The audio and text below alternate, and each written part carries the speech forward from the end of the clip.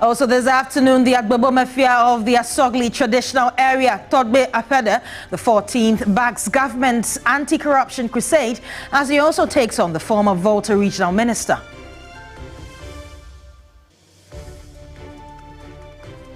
And much later on our special feature, we focus on the Kayaaye phenomenon and ask why successive government interventions have not yielded much result.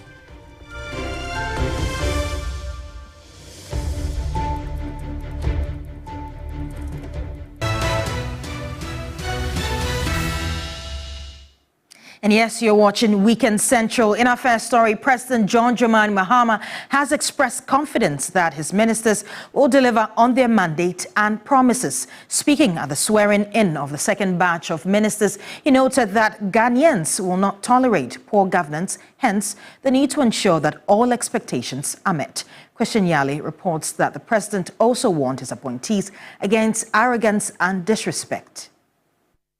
The swearing-in on Friday, January 24th, brings the number of ministers sworn in to 11. President Mahama says the work for his administration is already cut out, noting that Ghanaians will not accept any form of poor governance. He wants the ministers sworn in to advance his developmental agenda. All of you have enormous challenges to surmount in your respective sectors. It is precisely because of the scale of the problems that I chose you from among the many qualified people to serve as ministers in this government. It will not be business as usual. I have absolute confidence in your ability to get the job done and achieve measurable results that will turn the situation around and free Ghanaians from the clutches of poverty and suffering into which they've been landed. There will be no place for disrespect of the very people who elected us to serve. President Mahama also indicated that he has ensured fair regional representation in his ministerial appointment so far, adding that he will ensure the gender equity target is met. In constructing this government, I've taken heed of the need for balance and fairness. Every region is represented in government so far.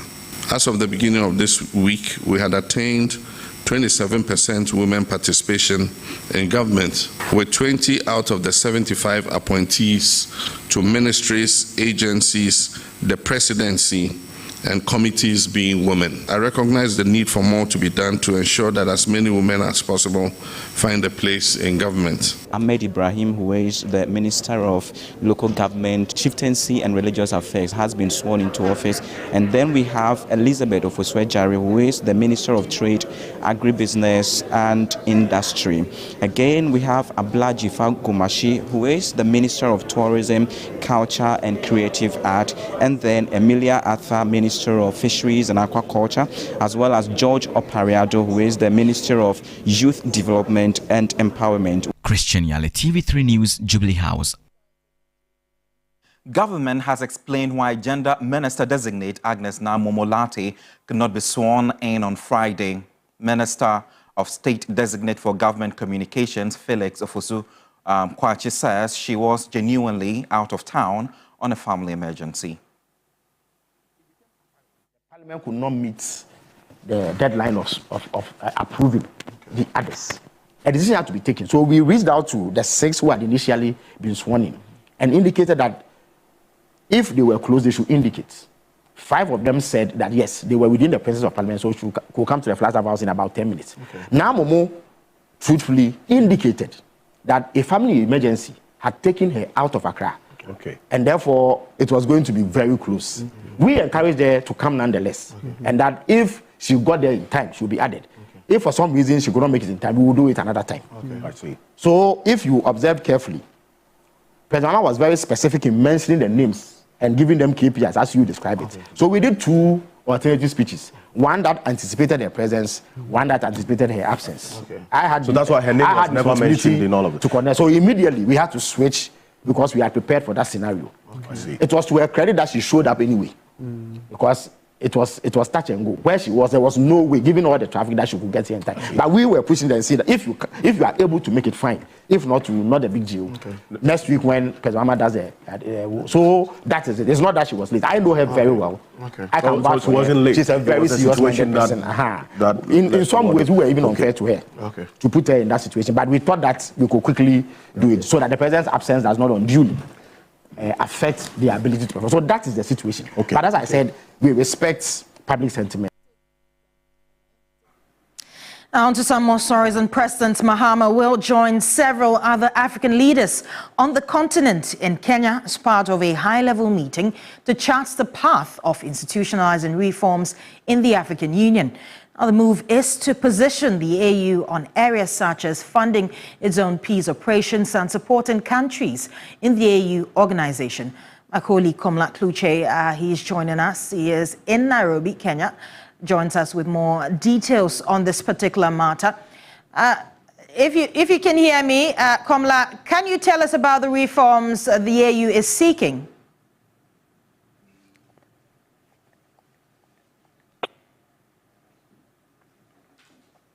Well, of course, it seems that we're having a bit of a challenge trying to reach my colleague, Komla Kluche. He is a presidential correspondent. He's been following President John Dramani Mahama on his tour. We're going to go to some other stories, and then we'll get back to my colleague. Of course, Komla, I think I can see you now. I'm asking, really, what are these reforms that the AU is seeking?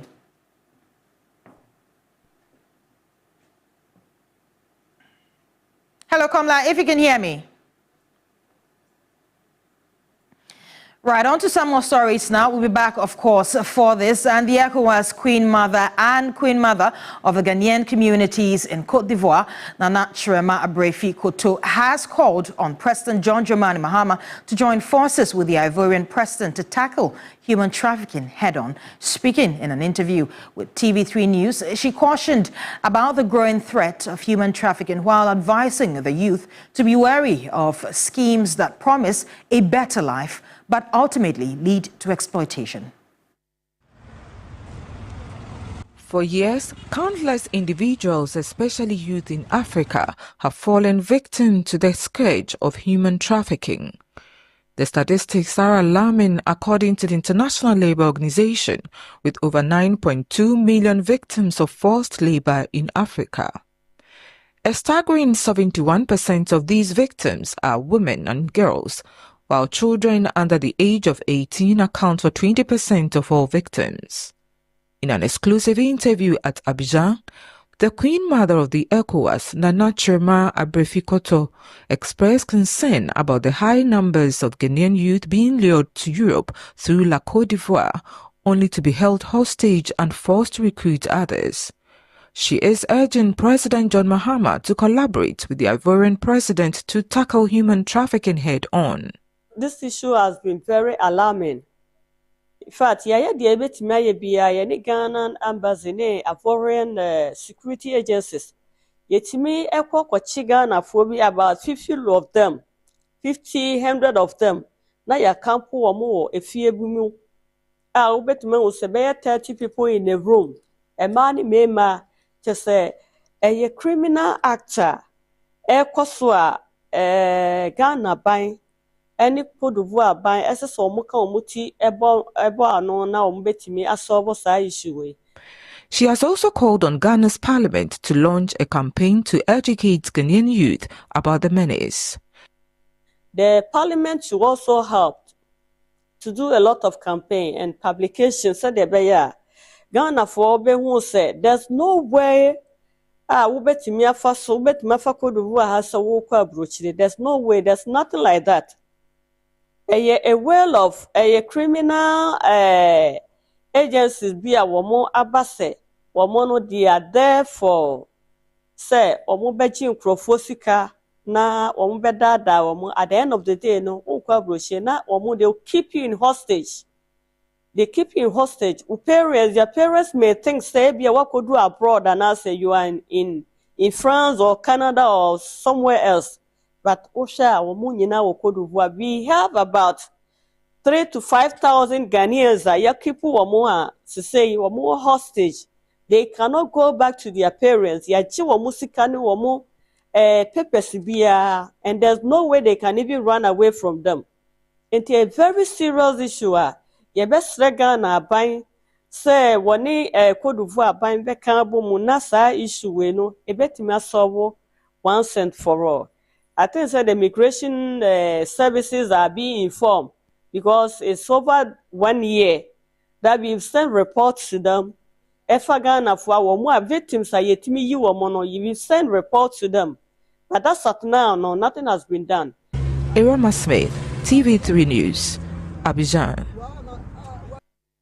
Let's head back to Kenya because we know our President John Dramani Mahama will be joining several other African leaders in the continent as part of a high-level meeting to chart the path of institutionalizing reforms in the African Union.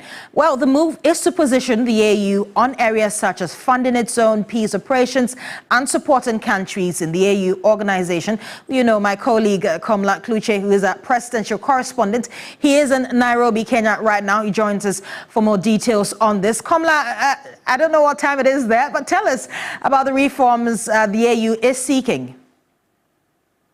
Well, talking about time, we're 3 hours ahead of Ghana, so it's just 3:12 as I speak with you. But in terms of the reforms that the African Union is seeking under the leadership of the President of Kenya, William Ruto, it is to be able to position the African Union to the point where they are able to marshal their own resources and not necessarily have to depend on, for instance, the United Nations or other, to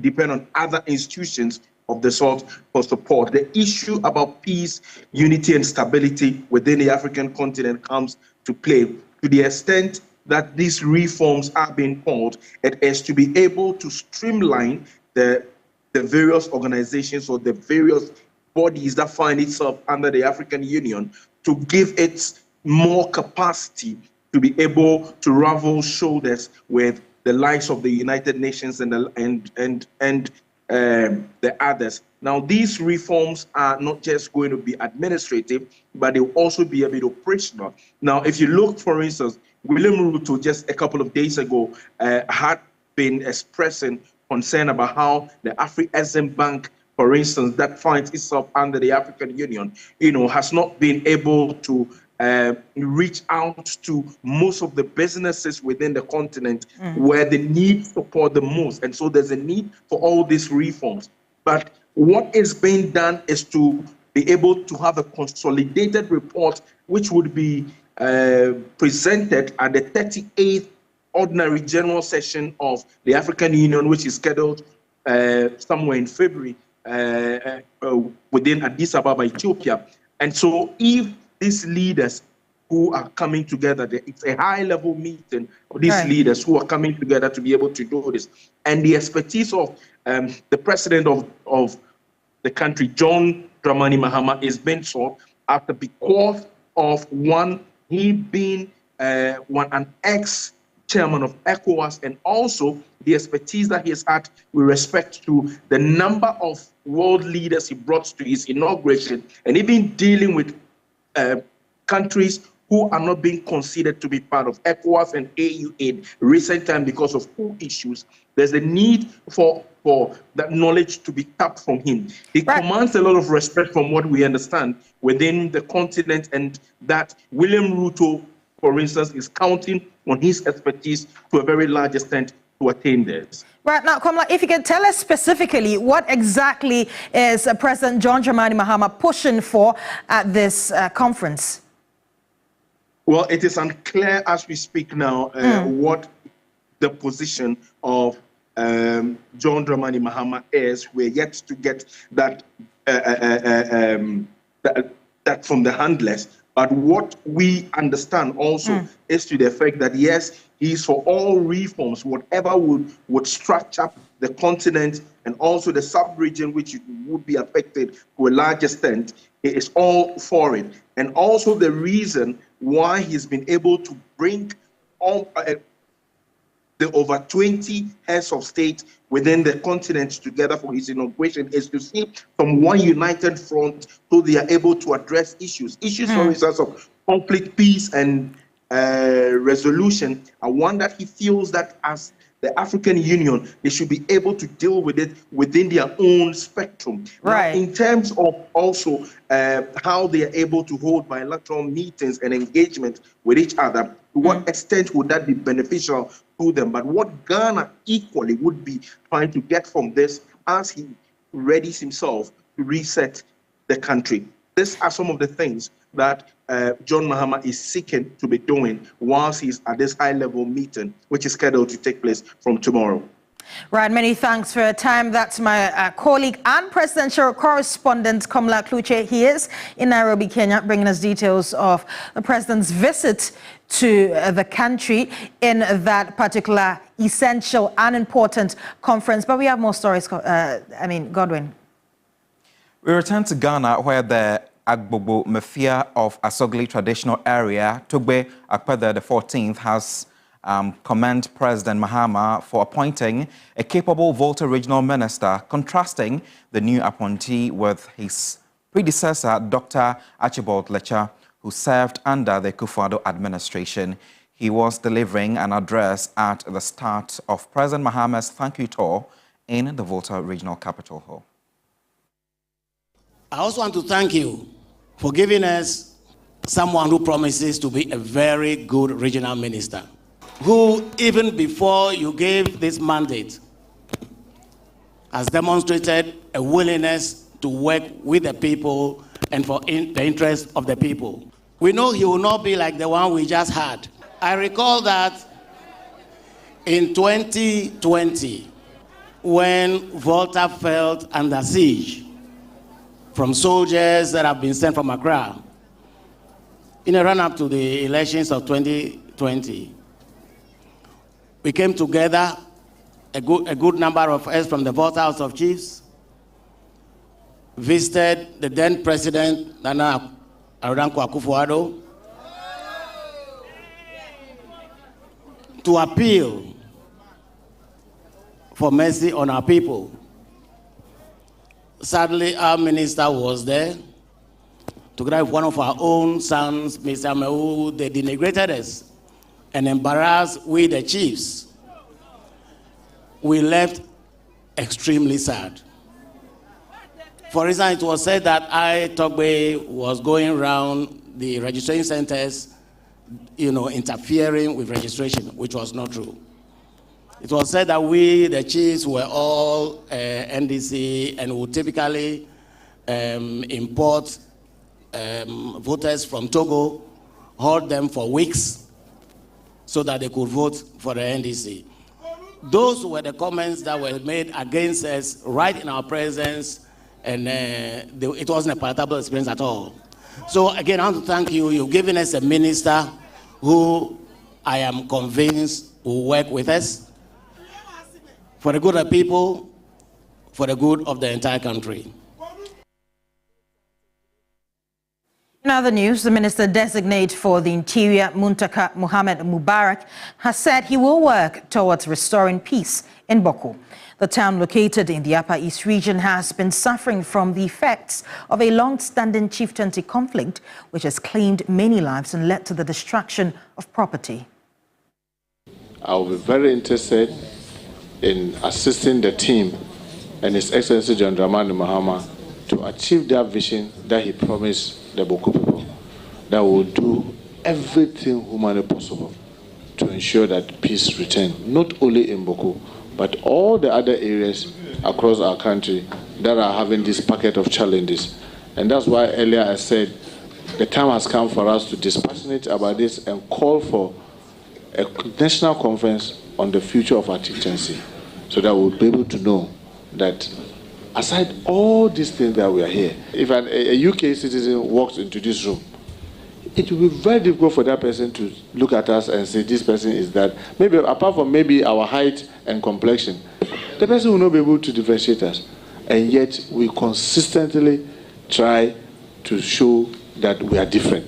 But I believe that with the commitment that His Excellency Dr. Dramani Mahama has given, and his vision, me being his rep at the Ministry of Interior, together with the team that I'm going to join, will support that vision to ensure that peace, permanent peace, returns not only in Boku, but all the other areas that are having these challenges.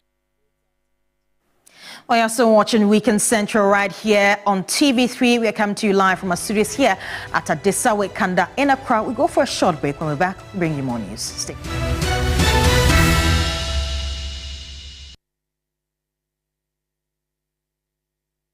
Interview Zoom right here in my house. Hey! Look up there. Why are you using inferior pen? It was a mistake. I no check. Akrobetu, I'm going to knock you out. I know, sir. You deserve quality. Don't make mistakes. Stop. You did the right thing. When you are going to buy a paint, don't look left, don't look right. Go straight and grab the luxury acrylic paint. No be any painting be paint. The luxury acrylic paint. Paint me champion. One upgrade is nice, but a double upgrade is amazing. And that's how we do it. Upgrade today to get even more with Step Up. If you're on GoTV Max and upgrade to GoTV Super, you'll get way more with GoTV Super Plus. That's so cool! Get big value. Get big entertainment. Very good. Perfect! Upgrade and get even more with GoTV. Man. GoTV. Love it. I love President Charcoal. Why? When there are so many other charcoal toothpaste. That's both charcoal and lemon. Oh, does it? Yes. Look right here. Yes. Pepsodent Charcoal has two of nature's powerful whitening ingredients. With the power of activated charcoal and lemon essence, it removes stains and whitens teeth naturally. Convinced? Well, I am. Just look at your beautiful Pepsodent smells. For naturally whiter teeth, Pepsodent Charcoal. Pepsodent. This Sunday on Hot Issues. Charles has himself to blame. Why were you so quiet? It's not true. Charles has never been quiet. The main problem is just because the free senior high school policy didn't have a dedicated source of funding. What is the quality of food like? It's generally not up to our expectation. Why were some of the head teachers charging fees of students? Emily, I'm not aware of that. How would you describe the quality of education at the moment? Consistently, over the years, there has been some improvement. Hot Issues shows Sundays at 2 p.m. on TV3. TV3, first in news. In a world where every moment counts, one team stands ready to deliver the news that shapes our lives. A team driven by truth, integrity, and unwavering dedication. They travel to the front lines in the tireless pursuit of truth to bring you the world stories like never before. Get ready to witness the stories that matter. We have the most trusted voices in journalism who are committed to delivering accurate, balanced, and thought-provoking news. TV3, first in news. When the sun rises, there is hope. While this hope lingers on, the citizens look up to the government, the economy, the national development agenda, and everything in between. On Ghana Tonight, it's our utmost priority to bring you insightful conversations on the economy, break down the biggest issues while setting the agenda for transformation and national development. The big and important stories are treated from the human interest angle, while the facts and the figures are painted with precision. So now, let's cut the convention and start the conversation here on Ghana Tonight. I am your host, Alfred Okamse. Ghana Tonight shows Monday to Friday at 10 p.m. on TV3. Brought to you by Flamingo Paint. Superior hiding, superior coverage, simply superior.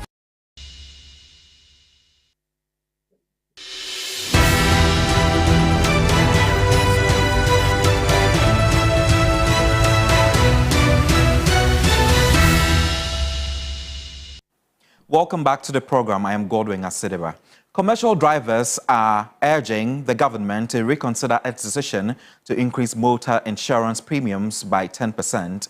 They argue that such an increase at this time would severely impact the operations. The National Insurance Commission, in a letter to the Ghana Insurance Association, announced the decision to increase the motor tires by 10%. This is to take effect on February 1, 2025. Some commercial drivers are, however, not happy about this development. To affect us in terms of our expensive mobile pass. At the same time, fuel is now costing. At the same time, the work is not like first, because we have a lot of this thing, Uber, Yango, Okada, Praga. Our road too is no good. So if these increments come, it will help us for we to get something to go out. So therefore, do something about it. The 10% increment of the insurance will affect us in many ways. First of all, we are even suffering with the fuel increment, and also and the parts are also, when they say the duties are high, so they have to increase it. So after that, if they also increase the insurance, it's also going to affect us most, and our cost is going to get high. So if you have so, then we also increase the fare so that we don't work and lose. We also always work and gain. Our opinion is they should just reduce it. To be frank, we are not happy with it. It's too much. A lot of things are going on. We are paying a lot of taxes, petrol, gas. Things have increased a lot. And more over 10% is too much. So the government should see something to do something about it. We need reduction rather, not increments.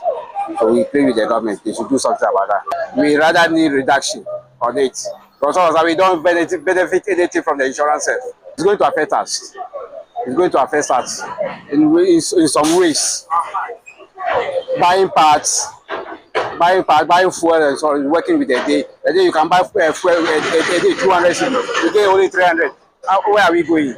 Insurance expert and MP for Buakwa South constituency, Dr. Kingsley Agyemang, says there could have been more consultation. I believe that a lot of engagement must be done.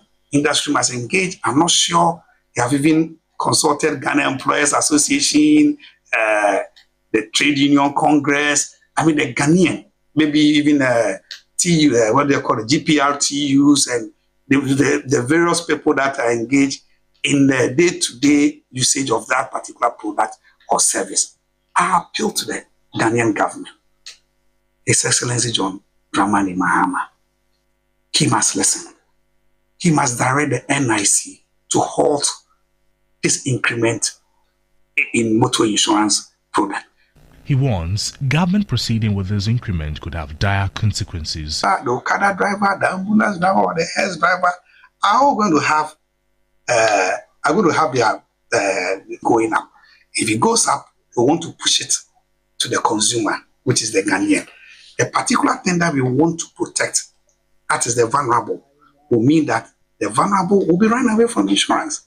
It remains to be seen whether government will make changes before the February 1 implementation date. Now to the courts now, and the Tamale High Court has set 30th January to deliver its ruling on whether a case challenging the outcome of the Pandai parliamentary election should be dismissed. Christopher Mwako has been following up on the story and joins us with more details on this. Chris, tell us really what happened in court yesterday. Yes, so the first respondent actually filed an application seeking the court to dismiss the election petition filed by the plaintiff. And so yesterday they were in court because the plaintiff also filed an application in response to the first respondent's application. And so yesterday they were in court to argue it out. But the first respondent is saying that on grounds of constitution, the Electoral Commission declaring the results in the Pandai constituency did not breach any of the election rules. And so he thinks that the court should dismiss the petition as filed by counsels for the former Member of Parliament for Pandai, Daniel Nsala Wakpal. Let's take a listen to what the lawyers for the applicant, that is the former Member of Parliament, Daniel Nsala Wakpal, has to say after proceedings. The first respondent filed an application to have the election petition dismissed on grounds that it does not comply with some constitutional and statutory provisions. And so we filed an affidavit in opposition to the application, and we showed up in court to oppose the application, and that's why we're in court.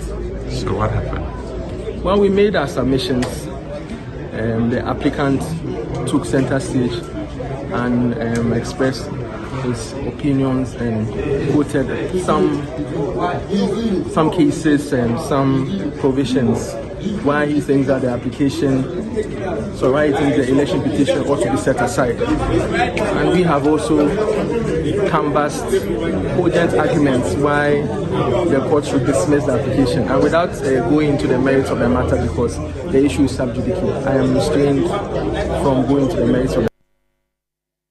Now, Chris, what are we expecting to happen on January 30? Yes, so the court adjourned sitting to January 30, and what the court is, we are seeking to see is whether the court will rule in favor of the application that yes, the election petition for the Kayaaye constituency should be dismissed, or they will also rule that the application, they will rule out the application. And so for now, we are waiting till the 30th to see what the court will say. But the substantive matter, as explained by the lawyer, has not been talked about, but it is rather the application for the dismissal of the election petition that was filed, and the plaintiff also filed an affidavit in response to it. So we leave to see on the 30th what the court will say regarding that application by the first respondent. Right, many thanks for your time. That's my colleague Chris bringing us details on the parliamentary election dispute. But we have more stories, Godwin. Away from Tamale, the Upper West region has recorded a drop in road crashes, injuries and deaths for 2024. The number of vehicles involved in crashes in the region decreased from 224 in 2023 to 178 in 2024, representing a 20.5% reduction. My colleague Ibrahim Wangara has more in this report. Right, so the report will come your way in subsequent bulletins, but let's connect with him now and have details on the back of these figures. Thank you for your time. Can you update us on the figure including deaths and injuries for 2024 compared to those of 2023? Thank you, and good afternoon, Godwin. If you look at 2024, the region recorded 38 death cases compared to 44 deaths in 2023, representing 13.6% reduction in terms of percentage. And then if you look at the number of serious cases, it has also decreased from 70 in 2023 to 50 cases in 2024. Also, minor cases recorded in the region was 40 in 2023, which has also reduced to 26 in 2024. But number of persons injured decreases significantly from 183 in 2023 to 132 in 2024, also making a percentage of 27.8% in terms of reduction. But fatal cases, however, increased slightly with just 2, from 33 cases in 2023 to 35 cases in 2024. So these are how the figures are in the region. Right. What about pedestrian knockdowns? Have they been affected by this trend? Sure. When it comes to pedestrian knockdown, we have in 2023 15 cases, but it has also reduced to 11 cases in 2024, representing a percentage margin of 26.6 in terms of reduction. That has been the trend. But we can take a listen to the Regional Director of National Road Safety, Mohammed Abdul Samad, what he has been telling us regarding this incident. Number of fatal cases. We have 33 in 2023, and then 35 in 2024. Here there's a bit increase in absolute figures. We talk about 2. In percentage term, that is 6%, which is not good for us. And total number of serious cases, we had recorded 70 in 2023, and in 2024, 52, a percentage reduction of 25.7%. What more has the road safety been saying? Well, the road safety is embarking on a whole lot of campaigns, going to radio stations and also working alongside other agencies. That is DVLA, the Ghana Police Service, MTTD unit, and the National Youth Authority. However, one of the key areas they want to be looking out to is the tricycle operation in the region. Now that there have been a new Director General designate, the authority is working to see what this new director will also bring on board regarding the regulation of tricycles and the menace that they have enforcing in their region. Then when we look at it, these accidents, they occur as a result of sometimes negligence, driver misbehavior, road user in general, not going by road safety regulation. And others also join from minor road to major road without looking left, right to see whether there is oncoming traffic from the major road. These things happen. Others, they may be due to the use of mobile phones. We keep talking about these things. You can't be riding. Just close your eyes for a second and open and see where you will be if you are sitting on a motorbike or in a car. People do all such things. Sometimes to the extent that somebody wants to even be looking at a message with one hand. Thank you so much. Ibrahim Wangara is our Upper West regional correspondent. Now, some poultry farmers in Teshiman in the Bono East region have lauded government's proposed intervention for the poultry industry. They, however, insist that lack of available market for the industry after production could pose a serious financial risk to farmers. A report by Belinda Tete. Ghana's poultry sector is a major source of income for farmers, but the country imports more poultry products than it produces. Ghana averagely imports $600 million worth of frozen chicken each year, a development local poultry farmers insist is killing their industry. But the government says it is committed to revive the industry through distribution of day-old chicks to households. This intervention is also to augment existing poverty alleviating programs in the country. Minister for Food and Agriculture, Eriko Poku, appearing before Parliament Appointment Committee on Monday, January 20, outlined his vision for revitalizing Ghana's agricultural sector with emphasis on the poultry industry to engender youth participation. He identified the high cost of poultry feed as a major challenge and pledged to prioritize the production of affordable feed to ease the burden on farmers. So I wanted to use this opportunity to explain the Nkukon Kitchen Kitty program as part of the measures we will roll out to revamp the poultry sector. Mr. Chairman, let me indicate here that the Nkukon Kitchen Kitty program is not a new program we are introducing in this country. It is an ongoing program. We will just improve upon it. We are not only going to distribute that, we are going to add cages and also deploy more veterinary services. Some poultry farmers in the Bono East region lauded the government's proposed intervention, but acknowledged major challenges facing the industry, which first must be addressed. Former Vice Chancellor of the University of Education, Winneba, Professor Amayao Asabri, believes that attention should rather be focused on already established poultry farms whose managers have the technical knowledge about the industry. You need to have the know-how before you can go into poultry. and it's capital intensive. Poultry is so sensitive, the birds are so sensitive that if you change even the formula of the feed, it affects everything about them. If you don't have enough water, it affects them. It's not that simple. Probably if he's supporting poultry farmers, okay, fine.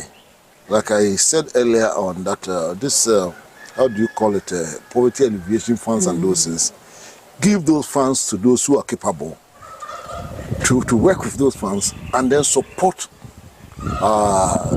those that are incapable. That's the way out. He also wanted the government, through the Food and Agriculture Ministry, to provide ready available markets for poultry producers. You see, you want to cut down importation, good. But what I've realized is that made in Ghana items are much more expensive than those that are imported. So if I buy chicken parts and is that cheap for me, why do I go for the local one that is so expensive? If they want to cut down importation, then they need to empower poultry farmers so that the cost of production becomes manageable. If it's manageable, then these can sell at a reduced price.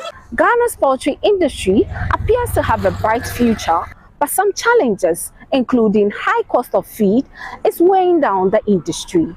Belinda Tete, TV3 News, Bono East Region. Fisherfolk in the Western region are expressing growing concerns over the future of their businesses as the high cost of acquiring new canoes continues to burden them. Many are now turning to second-hand canoes as a more affordable alternative, but the worry this won't be sustainable for their livelihoods in the long run. This is one of the new canoes in the Fisherfolk dialect. They call this canoe tenge. Fisherfolks are bemoaning that the price in obtaining this canoe is relatively high. They are attributing the high cost in procuring this canoe due to some unofficial charges that officials at the Forestry Commission have been levying upon them whenever they go to the forest to obtain the wood in constructing this canoe. They will get a original and a genuine carpenter. They will send a fisherman to the forestry office. They will give the papers to, the permit to. Through their work, someone to come from nowhere and from forestry. So you have to pay this. Sometimes they will seize even their materials, machines they are using for the molding of the canoe. They will even seize it. You have to go to this office. You have to go and pay another amount of money. Sometimes they spend more than 6 months bringing just one canoe. Opening Kwesi recounted a personal ordeal when he recently made an attempt to buy a new canoe.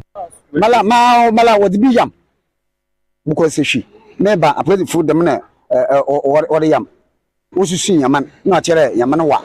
Yamasum, nothing, Mortiane, on a moment, to me, area. And she said, what you see, was anything in our way. Now, yaman. What my she wear and only trouble. The moon to Madame, I got on the show. Mamu trouble. Not him look of money. It's a blind bansana. Or I'm a crama, the Amanaba. I canoe cause fisherfolks rely on second-hand vessels as they spend heavily on repairs. There, dear quarter of forest for and ya, what one bear 1 billion. The bill and 1.2 billion. This is I am a toddy. I see. He's coming to inquire Biasi. Aleko, Ukunsano, kitchen, Nakoshans, this Papo, Bono, Nato. Fisherfolks are calling on the new administration to create a streamlined system with a licensing to ease canoe acquisition. For TV3 News, Stephen Kujo, Shama. Now, woodworkers at Sokoban Wood Village have threatened to face off with purported thugs who have taken over portions of Wood Village's land. Well, the woodworkers argue that the over 14-acre land was released by the Asantehene for the purposes of expansion. Thus, they will not allow anyone to claim ownership on grounds of estate development. Eric Mensah Nyajo is executive member of the Sokoban Wood Village Workers Association. Despite a court-issued interlocutory injunction on the ongoing land encumbrance case, Nana Kwekudia has flagrantly disregarded the legal order. This is the court order that I have here. He has unlawfully mobilized bulldozers, excavators, and graders, destroying properties and disrupting livelihood in clear contravention of the court's directive. This behavior not only undermines the rule of law, but also places innocent lives at risk. The continuous provocation has left the Sokoban Hood Village Workers Association deeply aggrieved, and tensions are rising among members. Should these unlawful actions persist, there is a high likelihood of retaliation. So we are therefore appealing to the following key security stakeholders. 1, the Ghana Police Service. 2, the Ashanti Regional Security Council, RECSEC. And then 3, the National Security, to urgently intervene and ensure that the court's injunction is respected and enforced.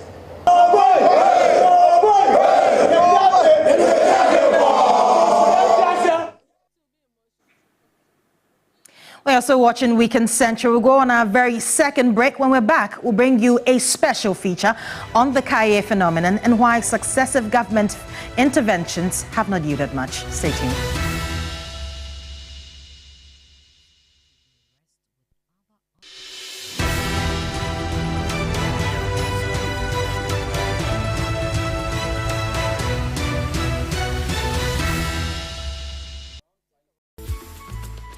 I love President Charcoal.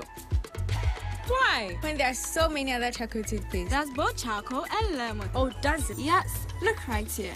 Yes. Pepsodent Charcoal has 2 of nature's powerful whitening ingredients. With the power of activated charcoal and lemon essence, it removes stains and whitens teeth naturally. Convinced? Well, I am. Just look at your beautiful Pepsodent smiles. For naturally whiter teeth, Pepsodent Charcoal. Pepsodent. The winner of Talented Kids Season 15. The wait is finally over. Talented Kids Season 16 is back and it is set to be the most thrilling season. Prepare to be amazed by the mesmerizing performances that will captivate audiences of all ages. We are calling on all institutions, parents, and individuals who believe in the extraordinary talent of children aged 6 to 12. Our audition trains will make its first stop in Kumasi on the 6th of February at the McLean Hotel. Then, we'll make its last stop in Accra on the 8th of February at the TV3 premises. Talented kids, free to play.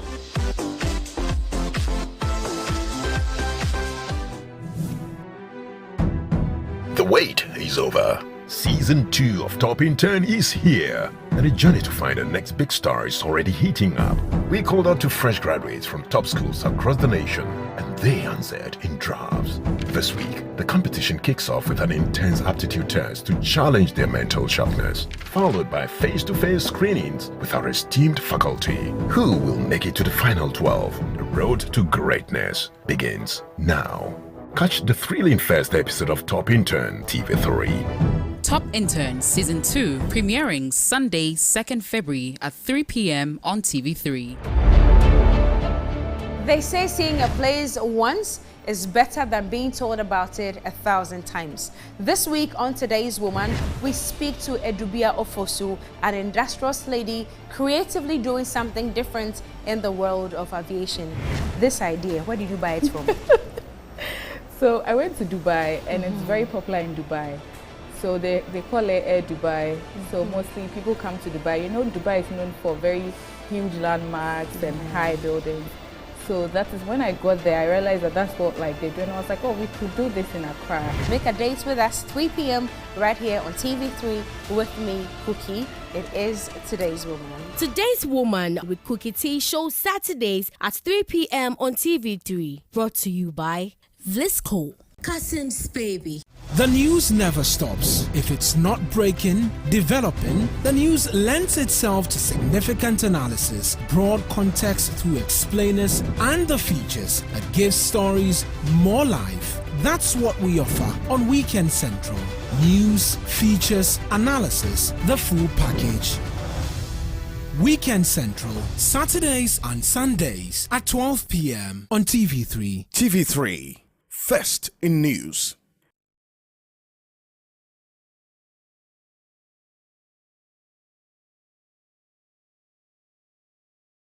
Serious morale! I am morale!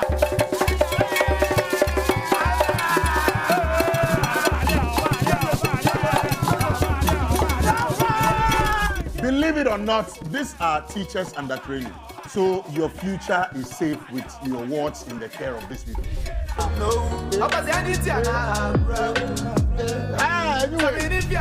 Outside Grand anyone, one and only.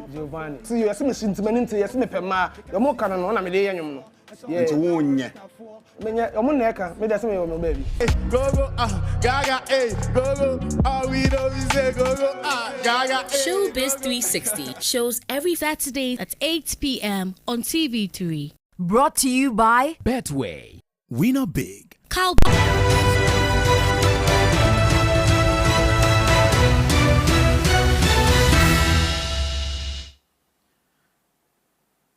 You are still tuning to Weekend Central live on TV3, also live on DSTV, channel 279. We are also streaming on Facebook at TV3 Ghana, where you can join us with your thoughts and comments as well.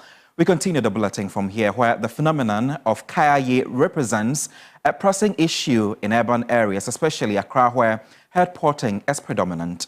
Despite efforts to provide vocational training, many still endure severe living conditions, indicating that these initiatives fall short of acceptable standards. My colleague Safwa Buahin reports the struggles and the socio-economic factors driving this migration. The vibrant markets of Accra and some urban areas in the country, the sight of headquarters is all too familiar. These individuals, often young women and children, migrate from the northern parts of Ghana in search of work. And speaking to most of them, this decision is driven by economic hardship and limited opportunity. Some say it's just because of money, and so they come here to do the Kayaaye job to gather some funds, go back home and take care of their parents and their siblings at home. According to a 2019 report by the Ministry of Gender, Children and Social Protection, there are more than 100,000 Kayaaye, including their children nationwide. 85,600 of these work in the Greater Accra area, 22,500 in the Ashanti region, and about 1,000 in the Bunahafo region. Some of these, over 80,000 Kayaaye, ply their trade at one of the capital's popular markets, the Medina Market. A 25-year-old head porter has taken to this street out of the need to survive. Alimatu and her colleagues endure unsanitary sleeping conditions and face various forms of abuse, but they remain resolute in the efforts to succeed.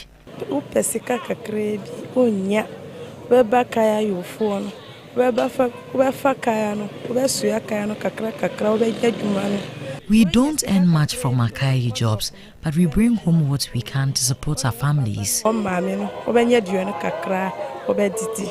also met with Alima, who seemed to be in her early 30s, taking a rest with other obviously tired head porters. A mother who has left her husband and children in the northern part of Ghana says their physical condition is a testament of their struggles. Her major motive is to make money to go look after her husband and children. I came to earn money to care for my children and support my household. Masa's story isn't any different. I want to earn money to support my parents, so education isn't my priority right now. Children of these Kayaaye pay a hefty price of a situation they did not create. A situation that is of concern to the Executive Director of Child Rights International, Bright Apia. Kayaaye can also be classified as a hazardous activity. For that matter, the provisions of this country do not allow children to participate in hazardous activity. At a certain age, the law do not allow that. We still want to ensure that decent work is done around that area by the adult. then there's a need for us to also put the mechanisms in place that their children will not be denied the right to education. To address these challenges that have plagued the increasing number of Kayaaye, in May 2024, the then Vice President, Dr. Mahmoud Bawumia, inaugurated a Kayaaye training center aimed at providing vocational training in various trades for Kayaaye. What we are doing for Kayaayes today is part of a whole program to empowering headquarters and offering transitional job pathways and enhancing their socio-economic status. However, months on, the training center is not operational. The NDC chairman for the Madina constituency, Alhaji Ibrahim Faila Fuseni, recounts events leading to the current state of the facility. Less than a week after the declaration of the EC, a call came that some people came to the Kayaaye Center, in fact, ransacking the building, removing fridges, tailoring machines, a whole lot of different gadgets. We also sent in our guys and reported to the police. The sad reality of the training center here in Madina and other parts of the country, as reported, is testament of failed attempts to alleviate the plight of Kayaaye. The United Nations Population Fund UNFPA country representative to Ghana, Dr. Wilfred Ochan, shared perspectives on addressing the root causes of Kayaaye migration. They are the pull factors in the cities and urban areas where they come to. All of these underlie the reason for which we are seeing the growth in a number of young people coming to this space, estimated over 100,000. But we also know that when they've come into this space, there are risks and vulnerabilities they're exposed to. And therefore, a good strategy or a good approach, in my view, would be a national strategy that look at the push and the pull factors, but also address the risk and vulnerabilities of Kayaaye when they're into this trade. While training programs are a step in the right direction, experts recommend a more holistic approach, integrating vocational training with legal protections, access to education, and healthcare facilities. We also know that perhaps part of the national strategy should also look at those factors driving them. And one of which, when you have conversation with these people, is that some want to go back to school. So how can we provide access? What protection system are you providing for them? The vocational training that we do for them is great. The question is access to the market. Executive Director of Child Rights International agrees. It's a matter of the state to decide that I need to empower young people, give them the requisite knowledge and understanding to pursue things that matter, and then the work that they can do, a decent work that they can do, to ensure that they can also put their children to school. Ultimately, until another large-scale government intervention occurs or the current government commits to this project, the hope for many Kayaaye who view this center as a pathway out of poverty rests on the shoulders of civil society organizations and private entities that have long been dedicated to improving the conditions of these predominantly female headquarters. Safa Boyne, TV3 News, Accra. I think somewhere in 2024, Dr. Mahmoud Bawumia, the then Vice President, commissioned a hostel for these Kayaayes, and it's just quite disturbing to know that most of them still rely on the streets for shelter. Exactly, but that particular hostel that was built is mainly for training, and so when you're going through training, that's learning different types of jobs, makeup, whatever you can do, you decide to do, you stay there for that period of training. When you're done with the training, they give you startup tools to start your own business, and then you leave the hostel. And so that really was the use of that hostel for training purposes. Of course, people have raised the argument as to whether this is sustainable enough. And even if you're doing this, how many places are you going to build this particular hostel? And so that's the thing that many of them have been saying. We're yet to see really what government can do about I'm hoping this the situation. new gender minister designate will be able to take an action on this and also act on it immediately. And that's how we bring the bulletin to an end this afternoon. My name is Godwin Asideba. And I am Judith Brown. It's a pleasure coming to you always. See us same time tomorrow. And do stay tuned for the rest of our programs. Bye-bye.